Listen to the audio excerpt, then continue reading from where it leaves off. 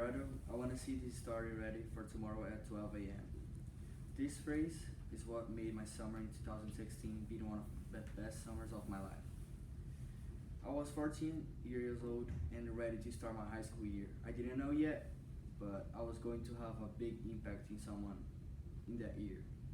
On my first day of school, the headmaster entered my classroom to propose a community program for the kids in my hometown who didn't have money and lived on the streets. When I heard about that opportunity, I went crazy for it. They began going to every classroom asking the students if they had any shirts, toys, makeup, shoes, watches, literally anything that they thought could make a person in need happy. Then they gave us a sheet of paper so they could know who wanted to volunteer. I signed without even looking at the bullet points, detailing the things we were supposed to do. The only thing I noticed on that paper was this community program was going to last for 5 days. The first day, they showed us where the mall was being held and they created the volunteer jobs. There were three positions: the guide, the seller, and the people that were responsible for the donations. They also decided to give $100 in fake money so the kids had the choice wisely what to buy. On the second day, we started putting things in action.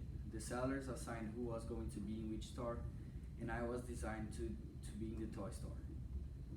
As soon as I heard that, I started putting out the tables and organizing my part of the shop so everything would be ready when the toys arrived.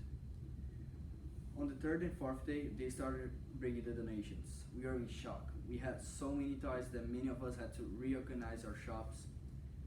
I felt so excited dreaming about the next day. When I got to school on the last day, I saw more than 60 kids waiting on the line. When the clock pointed at 12 a.m., the shopping mall opened and all the kids started running to buy everything. For 5 hours long, we saw kids entering and exiting the mini stores with smiles on their faces and bags with a lot of toys in their hands.